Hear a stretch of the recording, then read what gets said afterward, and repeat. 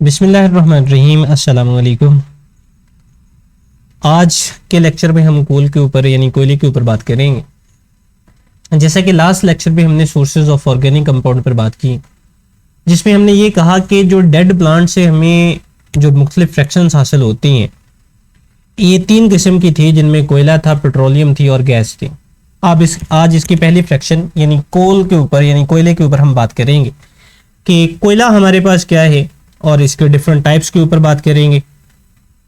इसके अलावा कोयले के डिस्ट्रक्टिव डिस्टिलेशन से जो हमें डिफरेंट प्रोडक्ट हासिल होती हैं, इनके बारे में भी बात करने की कोशिश करेंगे कि इसके डिस्ट्रक्टिव डिस्टिलेशन से हमें मुख्तलिफ किस्म के प्रोडक्ट कौन सी हासिल हो रही हैं। सबसे पहले कोयले की हम डेफिनेशन देख लेते हैं कि कोयला क्या होता है। जैसा कि यहाँ पर लिखा गया है, कोल इज ब्लैकिश, यानी कोयला जो है ये ब्लैक कलर का होता है जी। ये कम्प्लेक्स मिक्सचर है यानी पचीदा मिक्सचर है। पचीदा मिक्सचर से यहाँ पर मुराद ये है कि इसमें डिफरेंट कंपाउंड जो है वो शामिल होंगे, यानी बहुत ज़्यादा ऑर्गेनिक कंपाउंड जो है वो कोयले के अंदर जो है ये मौजूद होते हैं।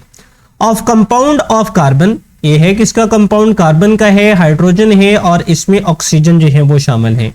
सो ये मेनली इसमें तीन एलिमेंट जो है वो मौजूद होते हैं। It also contain a small amount of nitrogen, इसके अलावा इसमें थोड़ी सी मिकदार के अंदर नाइट्रोजन और सल्फर के कंपाउंड्स भी मौजूद होते हैं। Coal was formed by the decomposition of dead plants. जो कोयला है ये जो मुर्दा पौधे हैं इनसे बनता है। बनता किस तरह से है जी? Buried under the earth crust, जो कि जेरे जमीन दफन हो जाते हैं या जेरे जमीन दफन हो गए मिलियंस ईयर अगो, यानी लाखों साल पहले जो पौधे थे वो जेरे जमीन दफन हो गए। इन पर क्या हुआ जी? इन पर बायोकेमिकल प्रोसेस हुआ। उस बायोकेमिकल प्रोसेस के जरिए ये कोयले में चेंज हो गए। अब इस वाले प्रोसेस को, जैसे कि यहां पर नेक्स्ट लाइन के अंदर लिखा गया है, conversion of wood into coal is called carbonisation, यानी लकड़ी की कोयले में जो तब्दीली है, इस वाले प्रोसेस को कार्बोनाइजेशन कहा जाता है। यानी लकड़ी जेरे जमीन दफन हो गई, ऊपर उस पर बायोकेमिकल प्रोसेस चला, जिसके जरिए वो लकड़ी जो है वो कोयले के अंदर चेंज हो गई। अब इस वाले प्रोसेस को हम नाम देंगे कार्बोनाइजेशन का। अब ये प्रोसेस जो है वो बहुत स्लो होता है जी, जैसा कि यहां पर लिखा गया जी, मिलियन साल इसको जो है वो लग जाते हैं, यानी इस प्रोसेस को कंप्लीट होने में, तब जाकर जो है वो कोयले के अंदर जो है वो लकड़ी जो है वो चेंज होती है। जैसे कि नेक्स्ट लाइन के अंदर ये जिक्र किया गया है, it is very slow biochemical process, ये बहुत ही स्लो प्रोसेस है। It take place in the absence of air under high pressure and high temperature, ये हवा की अदम मौजूदगी में ज्यादा टेम्परेचर और ज्यादा प्रेशर के ऊपर चलता है over a long period of time, about 5 million year, तकरीबन 500 मिलियन साल जो है वो इस प्रोसेस को कंप्लीट होने में लगते हैं, जिसमें एक लकड़ी जो है वो कोयले के अंदर चेंज होती है। Would contains about 40% of carbon, जो लकड़ी है इसमें 40% तक कार्बन होती है। So depending upon the extent of carbonisation process, अब ये डिपेंड करता है जी कि कार्बोनाइजेशन प्रोसेस कितने टेम्परेचर पर, कितने प्रेशर पर या कितने अरसे के लिए वहां पर चला। 4 type of the coal are found, so इसके जरिए में 4 तरह की, यानी डिपेंडिंग अपॉन देयर कार्बोनाइजेशन, हम कोयले को 4 इकसाम के अंदर तकसीम करते हैं। These types differ with respect to carbon content, ये जो टाइप्स हैं इनमें कार्बन कंटेंट जो है वो डिफरेंट होती हैं, वोलेटाइल मैटर्स जो है वो डिफरेंट होती हैं, और इनके अंदर जो मॉइस्चर यानी नमी की मिकदार है वो डिफरेंट हो सकती है। अब नेक्स्ट हम टेबल देख लेते हैं। जैसे कि इस टेबल में 4 टाइप्स का जो है वो जिक्र किया गया है कोयले की, जिनमें हमारे पास सबसे पहले टाइप है जी पीट, सेकंड है जी lignite, third one is bituminous and fourth one is anthracite. अब जो पीट है, अगर आप इसके साथ नीचे वाले डायग्राम भी देखें, ये जो है वो जमीन दिखाई गई है, यानी ऊपर वाला ये वाला जो हिस्सा है ये हमारी जमीन है जहां पर हम रह रहे हैं, यानी आपको यहां पर दरख्त नजर आ रहे हैं। अब इसके नीचे यानी हमारी जमीन के ये जो पीट है जी, ये बिल्कुल नीचे वाली सरफेस पर मौजूद है, यानी जहां पर हम रह रहे हैं, जहां पर दरख्त मौजूद है, यानी यहां पर प्रेशर बहुत कम लग रहा है। सो ये वाली किस में कन्वर्ट होती है जी? पीट के अंदर। और पीट में जो कार्बन कंटेंट होता है वो 60% होता है, यानी सबसे जो कार्बन कंटेंट कम है वो हमारे पास पीट के अंदर मौजूद है। It is inferior quality of coal used in the kiln, यानी किलन जो है वो भट्टियों को कहा जाता है जी, या भट्ठों को हम कह सकते हैं, ये भट्टियों में इस्तेमाल होती है और सबसे हल्की क्वालिटी का ये कोयला है। नेक्स्ट है जी लिग्नाइट। अगर आप अब लिग्नाइट को देखें तो लिग्नाइट में जो प्रेशर कंटेंट है वो बढ़ गया है, यानी ये देखें यहां पर अब जो प्रेशर कंटेंट है वो इंक्रीज हो गया, यानी ज्यादा प्रेशर जो है वो लग रहा है एज कंपेयर टू द पीट। अब ये जेरे जमीन यानी जमीन से की सरफेस, यानी जहां पर पीट मौजूद थी उससे कहीं नीचे वाली सरफेस में ये वाला जो कोयला है यानी लिग्नाइट जो है वो हमारे पास मौजूद है, यानी यहां पर प्रेशर कंटेंट बढ़ गया। अब इस प्रेशर कंटेंट के बढ़ने की वजह से यानी यहां पर अब जो कार्बन कंटेंट मौजूद है ये 70% मौजूद है। एंड अगर इसके यूजेस देखें तो यहां पर लिखा गया है it is soft coal use in the thermal power station, यानी ये जो है वो नरम किस्म का कोयला है और power station, thermal power station के अंदर इस्तेमाल होता है, यानी जो बिजली पैदा करने वाले हैं, बिजली घर हैं जी, जहां से बिजली पैदा की जाती है कोयले के जरिए, ये उनके अंदर जो है वो इस्तेमाल होता है। नेक्स्ट है बिटुमिनियस। अब अगर आप बिटुमिनियस में देखें तो यहां पर जो है वो मजीद प्रेशर जो है वो इनहांस हो गया है, प्रेशर कंटेंट जो है वो मजीद यहां पर जो है वो बढ़ गया है। अब यानी यहां पर प्रेशर बढ़ गया है, सो इट्स मीन यहां पर प्रेशर के इंक्रीज होने से अब जो टाइप हमारे पास बनेगी ये बिटुमिनियस बनेगी और इसमें 80% तक कार्बन कंटेंट जो है वो मौजूद होता है। It is common variety of the coal, ये आम पाए जाने वाला कोयला है, use in the household coal, यानी ये आम घरों में इस्तेमाल होने वाला जो कोयला है ये बिटुमिनियस है। नेक्स्ट है जी एंथ्रासाइट। एंथ्रासाइट में 90% तक जो कार्बन मौजूद होती है। अगर आप देखें तो इन तमाम में सबसे ज्यादा जो प्रेशर अप्लाई हो रहा है यानी सबसे नीचे जो मौजूद है ये हमारे पास जो है वो एंथ्रासाइट मौजूद है और ये सबसे अच्छी क्वालिटी का कोयला है। It is superior quality of hard coal, it is use in the industry, यानी ये वाला कोयला जो है वो इंडस्ट्री के अंदर जो है वो इस्तेमाल होता है। अब नेक्स्ट हमने ये कहा था जी कि ऑर्गेनिक यानी जो कोयला हम हासिल हुआ कर रहे हैं इसकी अगर डिस्ट्रक्टिव डिस्टिलेशन हम करते हैं तो डिस्ट्रक्टिव डिस्टिलेशन से हम मुख्तलिफ तरह के कंपाउंड जो है वो हासिल कर सकते हैं। यहां पर डिस्ट्रक्टिव डिस्टिलेशन को डिफाइन किया गया है, the strong heating of coal in the absence of air is called destructive distillation, यानी हवा की अदम मौजूदगी में ज्यादा टेम्परेचर पर गर्म करने को हम डिस्ट्रक्टिव डिस्टिलेशन कहते हैं। अब कोयला किन के अंदर मौजूद है, कोयले में जो एलिमेंट मौजूद हैं जैसे कि हमने पहले भी बात की, ये कार्बन है, हाइड्रोजन है, ऑक्सीजन है, नाइट्रोजन है एंड सल्फर है। So destructive distillation of coal provide a large number of organic compound. जो डिस्ट्रक्टिव डिस्टिलेशन होती है कोयले की, इससे हम large number of organic compound जो है वो हासिल करते हैं। सो इनमें से चंद ऑर्गेनिक कंपाउंड का जिक्र जो है वो यहां पर हम करेंगे, बारी बारी इनको देखेंगे कि ये हमारे पास क्या है और इनसे फर्दर जो है वो कौन से प्रोडक्ट जो है वो हम हासिल कर रहे हैं। कोल के डिस्ट्रक्टिव डिस्टिलेशन से जो हमें मुख्तलिफ फ्रैक्शंस हासिल होती हैं, अब इनके बारे में हम देखेंगे कि ये फ्रैक्शन जो है ये हमारे पास कौन सी है। सो इनको बारी बारी जो है वो हम यहाँ पर डिस्कस करते हैं। इनमें सबसे पहली फ्रैक्शन हमारे पास है कोल गैस। इसको थोड़ा ऊपर की तरफ हम ले जाते हैं यहां पर। सो कोल गैस कहां से हासिल हो रही है, ये बेसिकली हमें कोयले की डिस्ट्रक्टिव डिस्टिलेशन से हासिल हो रही है। अब ये है क्या कोल गैस?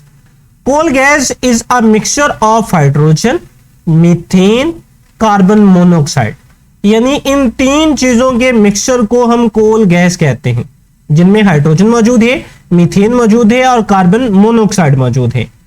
अब बेसिकली इसमें जो कंटेंट हमारे पास मौजूद है वो मीथेन है और मीथेन जो है वो जलाने के लिए इस्तेमाल होता है।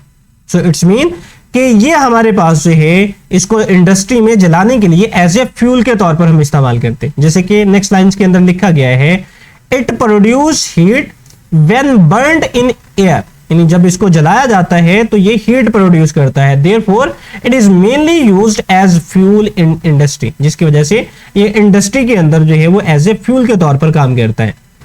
It is also used to provide an inert or reducing atmosphere in various metallurgical process जिसमें हम मेटल्स को एक्सट्रैक्ट करते हैं, यानी मेटल्स को, खालिस मेटल को हासिल किया जाता है, यानी जमीन से जो निकाली जाती है और उसको हम जिस प्रोसेस के जरिए प्योर मेटल के अंदर कन्वर्ट करते हैं वो हमारे पास मेटलर्जी का प्रोसेस कहलाता है। सो उस प्रोसेस के अंदर इसको एज एन रिड्यूसिंग के तौर पर जो है वो इस्तेमाल किया जाता है। सो इसकी नेक्स्ट फ्रैक्शन हमारे पास है अमोनिकल लिकर। अब अमोनिकल लिकर हमारे पास ये क्या चीज है जी? Ammoniacal liquor is a solution of ammonia gas in water, यानी अमोनिया गैस का पानी में जो सॉल्यूशन है इसको अमोनिकल लिकर जो है वो बोला जाता है। It is used to prepare nitrogenous fertiliser, यानी ये नाइट्रोजन जो फर्टिलाइजर हैं जिनमें नाइट्रोजन कंटेंट जो है वो मौजूद होता है, उनकी तैयारी के लिए इसको इस्तेमाल किया जाता है। For example when it is treated with sulphuric acid, जब इसको सल्फ्यूरिक एसिड यानी H2SO4 के साथ इसको रिएक्शन करवाया जाता है, it produces ammonium sulphate fertiliser, तो ये फर्टिलाइजर अमोनियम सल्फेट जो है ये प्रोड्यूस करती है। इसके मूव करते हैं, नेक्स्ट फ्रैक्शन हमारे पास कौन सी है? सो नेक्स्ट फ्रैक्शन है जी हमारे पास कोल तार। इसको अब थोड़ा ऊपर की तरफ हम ले जाते हैं। सो नेक्स्ट फ्रैक्शन है जी हमारे पास कोल तार। अब कोल तार क्या है जी? कोल तार is a thick black liquid, एक गाढ़ा ब्लैक रंग का जो लिक्विड है, जो माया है, इसको हम कोल तार कहते हैं। It is a mixture of more than 200 different organic compound, इसके अंदर 200 से ज्यादा जो है वो ऑर्गेनिक कंपाउंड मौजूद होते हैं और जिनमें मोस्टली जो है वो हमारे पास एरोमेटिक होते हैं। एरोमेटिक को पीछे हम डिफाइन कर चुके हैं। एरोमेटिक कंपाउंड ऐसे कंपाउंड जिनमें बेंजीन रिंग जो है वो मौजूद होती है, ऐसे कंपाउंड्स को एरोमेटिक कंपाउंड जो है वो बोला जाता है। These compound are separated by fractional distillation, इन कंपाउंड को फ्रैक्शनल डिस्टिलेशन के जरिए अलग किया जाता है। अब फ्रैक्शनल डिस्टिलेशन है क्या, इसका जिक्र हम पहले भी कर चुके हैं। फ्रैक्शनल डिस्टिलेशन से मुराद है जी इनके मेल्टिंग पॉइंट की बिना पर अलहदगी, यानी मुख्तलिफ जो कंपोनेंट इसके अंदर मौजूद हैं, इनकी बॉइलिंग पॉइंट की बिना के ऊपर इनको अलग करने को हम फ्रैक्शनल डिस्टिलेशन कहते हैं। सो इन एरोमेटिक कंपाउंड को इनके फ्रैक्शनल डिस्टिलेशन के बेस के ऊपर जो है वो हम अलग करते हैं। Some of the important aromatic compounds are benzene, benzene का फार्मूला आप लोग जानते हैं। नेक्स्ट हमारे पास है फिनोल, मैं इनके साथ में फार्मूलाज भी लिखता जाता हूं जी। फर्स्ट ऑफ ऑल हमारे पास है benzene, so 6 member ring alternating single bond and double bond, ये हमारे पास है जी बेंजीन, या इसको आप सर्कल के साथ जो है वो शो कर सकते हैं। नेक्स्ट हमारे पास फिनोल है जी। फिनोल में बेंजीन रिंग के ऊपर जो है वो एक OH ग्रुप जो है वो मौजूद होता है। सो ये हमारे पास आ गया जी OH ग्रुप, ये हमारे पास है फिनोल। नेक्स्ट हमारे पास है जी टॉलिन। टॉलिन में बेंजीन रिंग के साथ जो है वो अब CH3 ग्रुप जो है वो अटैच होता है, ये वाला CH3, ये हमारे पास जो है वो टॉलिन का फार्मूला है। नेक्स्ट हमारे पास है जी एनिलीन। एनिलीन में बेंजीन रिंग के साथ NH2 ग्रुप जो है वो अटैच होता है, ये हमारे पास जो है वो एनिलीन कहलाती है जी, ये NH2। सो ये हमारे पास जो है वो different organic compound, aromatic compound जो है वो इनसे हम फ्रैक्शनल डिस्टिलेशन के जरिए हासिल करते हैं जी ऑफ कोल तार। These chemical are used in synthesize, ये जो केमिकल हमें हासिल हुए हैं जिनमें बेंजीन है, फिनोल है, टॉलिन है, एनिलीन है, अब इनके जरिए हम क्या बनाते हैं जी? ड्रग्स बनाते हैं, डाइज बनाए जाते हैं, एक्सप्लोसिव बनाए जाते हैं। एक्सप्लोसिव से मुराद धमाका की एजेंसियां। डाइज और पेंट में डिफरेंस है, जैसे कि नेक्स्ट हमारे पास है पेंट। पेंट अमूमन हम दीवारों पे करते हैं जी, दीवारों पे करने के लिए, दरवाजों पे करने के लिए, खिड़कियों को करने के लिए हम पेंट करते हैं जी। जबकि जो डाइज हैं ये रंगना, यानी कपड़ों पर, अभी ये नहीं है कि अगर हमने कपड़ों को रंग करना है तो हम कपड़ों के ऊपर पेंट कर देंगे, ऐसा नहीं होता। बल्कि कपड़ों को क्या किया जाता है जी? कपड़ों को डाई किया जाता है, यानी उनको रंगा जाता है। सो डाई अलग चीज है, पेंट अलग चीज है। अगर आप केमिस्ट्री में फर्दर इसमें जाएंगे तो आपको फर्दर जो है वो इसका पता चलता जाएगा कि हमारे पास डाइज क्या होते हैं और पेंट्स जो है वो क्या होते हैं। सो ये एक लंबी डिटेल है जी, इनके ऊपर बाकायदा जो है वो बुक्स मौजूद हैं, अभी मैं उसके ऊपर नहीं जाऊंगा, फिर हम टॉपिक से जो है वो थोड़ा हट जाएंगे। जस्ट इतना समझ लें जी कि पेंट और पेंट्स और डाइस में जो फर्क है, मैंने इन शॉर्ट आपको बता दिया जी कि दीवारों को रंगने के लिए या दरवाजों को रंगने के लिए जो है वो हम इसको इस्तेमाल करते हैं, जबकि अगर कपड़ों को रंगना हो तो हम डाई का लफ्ज जो है वो इस्तेमाल किया, डाइस को इस्तेमाल किया जाता है। इसी तरह से वार्निशेस हैं, प्लास्टिक्स हैं, सिंथेटिक फाइबर है। सिंथेटिक फाइबर हमारे पास डिफरेंट टाइप्स के जो है वो मौजूद है, जैसे कि आजकल जो है वो पॉलीमर मुख्तलिफ किस्म के आ रहे हैं। फाइबर शीट हमारे पास आ रही हैं जो कि दरवाजों के ऊपर जो है वो आजकल लग रही हैं। सो ये हमारे पास फाइबर्स में आते हैं। इसी तरह से पेस्टिसाइड्स हैं, पेस्टिसाइड से मुराद पेस्ट को मारने के लिए यानी कीड़े मकोड़ों को मारने के लिए।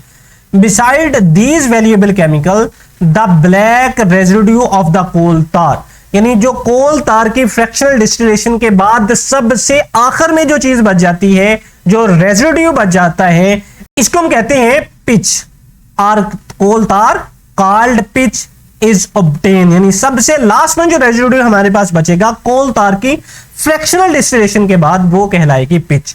It is use for servicing of the road and roof, या आम अल्फाज में जिसको हम पंजाबी के अंदर लुक कहते हैं, जो कि सड़कों का हमवार करने के लिए जो काले रंग की डाली जाती है, वो पिच है जी। और वो कोल तार की फ्रैक्शनल डिस्टिलेशन में सबके बाद में बच जाने वाली जो चीज है। सो इसके लास्ट हमारे पास फ्रैक्शन जो है वो मौजूद है, यानी कोल की जो सबसे लास्ट फ्रैक्शन हमारे पास है जी, और वो है Coke.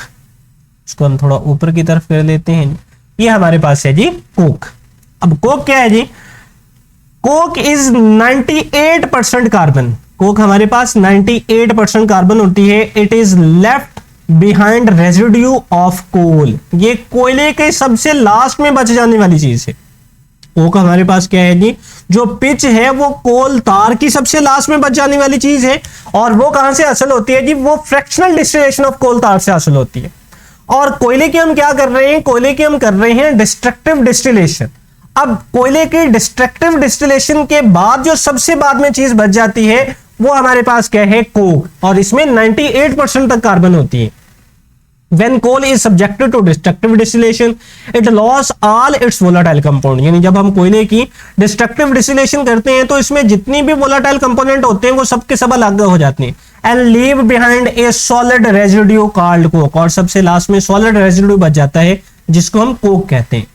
It is mainly used as reducing agent in the extraction of the metal, यानी मेटलर्जी के प्रोसेस के अंदर जो है वो मेटल को एक्सट्रैक्ट करने के लिए जो है वो हम इसको इस्तेमाल करते हैं। स्पेशली आयरन, खासतौर पर आयरन के लिए।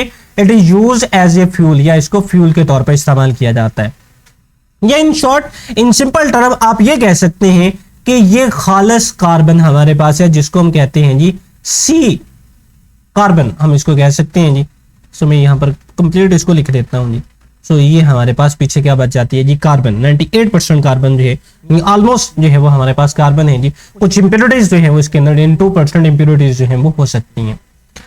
ये था जी आज का हमारा टॉपिक, जिसमें हमने कोल के ऊपर जो है वो डिटेल बात की कि कोल हमारे पास क्या है। हमने फर्स्ट ऑफ ऑल इसकी डेफिनेशन देखी, बाद में हमने ये देखा जी कि कोल जो है वो बनता किस तरह से है, टाइप्स ऑफ कोल के ऊपर बात की।